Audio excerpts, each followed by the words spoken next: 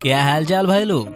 लियो को लेकर buzz next level पर पहुंच चुका है क्योंकि इसके हीरो विजय थलपति और विलन संजू बाबा है। ऊपर से ऐसा होने के भी काफी ज्यादा चांसेस है कि लियो लोकेश सिनेमैटिक यूनिवर्स का पार्ट हो। पर इसकी सबसे बड़ी हाइप खुद डायरेक्टर लोकेश कनगराज है। विक्रम मास्टर और केथी जैसी कल्ट क्लासिक फिल्में देने के बाद ऑडियंस की उम्मीदें इनसे काफी बढ़ चुकी है और ये भी पब्लिक का पूरा ध्यान रखते हैं। हर मूवी को बनाने का इनका अपना एक मासी और क्लासिकल स्टाइल है और हर बार वो अपने अपकमिंग प्रोजेक्ट की मार्केटिंग के लिए हिडन डिटेल्स का बहुत ज्यादा इस्तेमाल करते हैं। अभी हाल ही में लियो के भी 4 पोस्टर रिलीज किए गए हैं और हर एक पोस्टर मिलकर मूवी के प्लॉट को फोरशैडो कर रहा है। भले ही पोस्टर को अलग अलग लैंग्वेजेस के बहाने रिलीज किया गया है, पर बेसिकली डायरेक्टर साहब अपने को चैलेंज कर रहे हैं कि मैंने तो पोस्टर के जरिए तुम्हें स्टोरी बता दी, पर क्या तुम में इसे पहचानने का दम है? तो डायरेक्टर साहब, चैलेंज एक्सेप्टेड।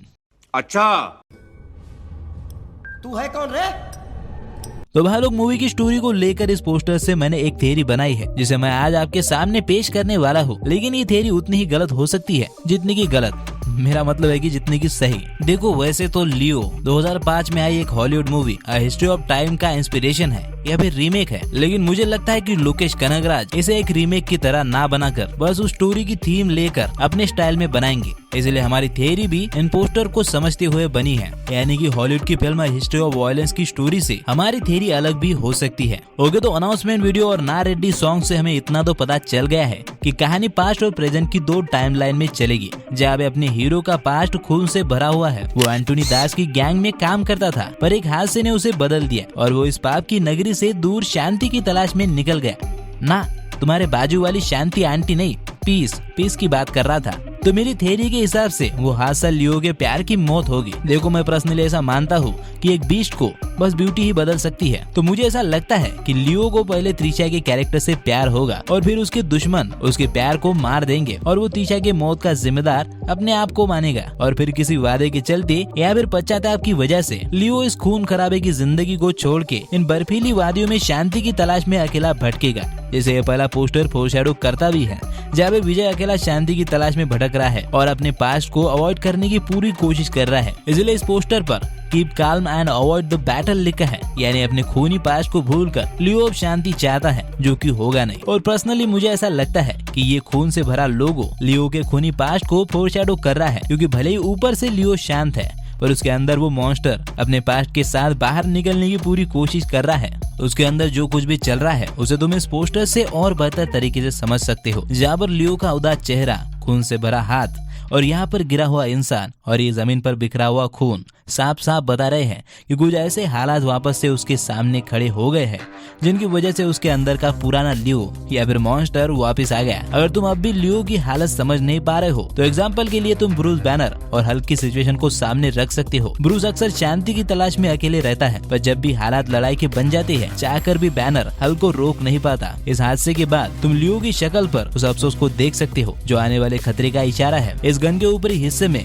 जर्नलिस्ट या फिर फॉरेंसिक ऑफिसर को साफ नोटिस किया जा सकता है और गन के दोनों हिस्सों में अखबार की हेडलाइंस है, यानी कि लियो का पास्ट अब फिर से उसके सामने आने वाला है। वो दुनिया में मशहूर होने वाला है और मेरे हिसाब से कहानी के इस हिस्से में हमें लियो का पास्ट भी दिखाया जाएगा। और क्योंकि लियो वापस से उस दलदल में नहीं फंसना चाहता तो वो यहाँ से बचने की कोशिश करेगा। इसीलिए यहाँ पर लिखा गया है keep calm and plot your escape, यानी शांत रहकर इस सिचुएशन से बचने का प्लान लियो बनाएगा। लेकिन सच तो ये है, इंसान अपने आप से छुप नहीं सकता। इस हादसे की बात एंटोनी दास के कानों तक पहुंच जाएगी और शुरुआत में ये लियो ही है। ये कंफर्म करने के लिए एंटोनी दास अपने कुछ गुंडों को उसके पास भेजेगा, जिनको मारने के बाद लियो ये समझ जाएगा कि वो अपने पास्ट से भाग नहीं सकता।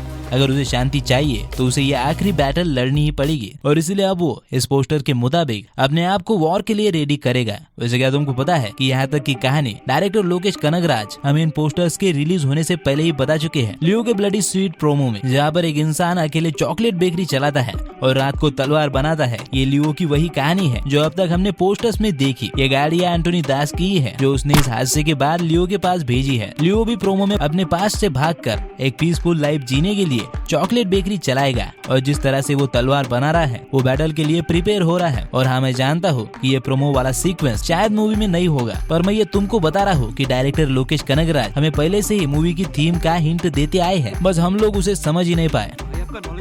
अच्छा, इस पोस्टर में जो लोगो है वो पिछले दोनों पोस्टर से अलग है। इसमें खून के साथ गोल्डन कलर भी है और आग भी लगी हुई है। ये भी शायद लियो की सिचुएशन को ही फोरशैडो कर रहा है, क्योंकि गोल्डन रैपर के अंदर चॉकलेट है जो लियो के काल्मनेस को दिखाता है, फायर आने वाले बैटल को, और गोल्डन कलर मॉन्स्टर लियो को। लेकिन अगर तुम इस पोस्टर को देखोगे तो लड़ाई का अंत नजर आता है, पर ये इतना सिंपल नहीं है। अगर तुम लियो और एंटोनी दास को ध्यान से देखोगे तो पता चलेगा कि मामला बिल्कुल उल्टा है। भले ही लियो ने एंटोनी दास की गर्दन पकड़ी हुई है, पर फिर भी उसकी आंखों में आंसू है और एंटोनी स्माइल कर रहा है, डेविल स्माइल, और उसने लियो पर हमला भी नहीं किया है। यानी कि मामला बहुत सीरियस है और शायद इस पोस्टर में भी पलड़ा एंटोनी का ही भारी है। इसलिए यहाँ पर यह लिखा गया है कि keep calm and face the devil, यानी कि शांत रहकर डेविल का सामना करो। अगर लियो का पलड़ा भारी होता तो लिखा जाता keep calm and defeat the devil, यानी शांत रहो और डेविल को हरा दो।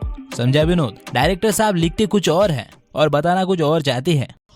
अरे देवा, ये गड़बड़ है बाबा। वैसे भाई लोग, लियो की जिन दो पर्सनैलिटीज की मैं शुरुआत से बात कर रहा हूँ उन्हें तुम इन पोस्टर्स में देख सकते हो, और इस लियो के लोगों को भी जो पूरी तरह से अपने असली फॉर्म में आ चुका है। यानी कि लास्ट में लियो भी अपने असली पर्सनैलिटी को समझ जाएगा कि वो क्या है। खैर ये सब तो ठीक है, पर अभी मुझे इस बात का डर है कि लियो कहीं सोलो मूवी ना हो, क्योंकि हम सब इसको एलसीयू में देखना चाहते हैं। कहीं मेकर्स अपनी दिल ना तोड़ दे, क्योंकि बेटे मार्केट में चाहे कितनी भी थेरीज हो, पर सच्चाई तो ये है कि मेकर्स ने अभी तक ये ऑफिशियली अनाउंस नहीं किया है कि वाकई में लियो एलसीयू का पार्ट है। खैर देखते हैं मेकर्स इस अपॉर्चुनिटी का फायदा उठाते हैं या फिर इसे मिस कर देते हैं। 19 अक्टूबर को जब लियो रिलीज होगी तो सब कुछ पता चल ही जाएगा। वैसे तुम मुझे कमेंट में जरूर बताना कि तुम मेरी इस थ्योरी के बारे में क्या सोचते हो। साथ ही में हमने क्रिश 4 पर भी एक कमाल की वीडियो बनाई है, तुम्हें वो लेफ्ट साइड में मिल जाएगी, उसे एक बार जरूर देखना, तुम्हें मजा आएगा। और हाँ, अगर ये वीडियो अच्छा लगा हो तो इसे लाइक और शेयर जरूर करना। साथ ही में अगर ऐसी वीडियोस देखना चाहते हो तो चैनल को सब्सक्राइब भी कर देना। तो फिर मैं चलता हूँ, हम मिलेंगे अगली वीडियो में,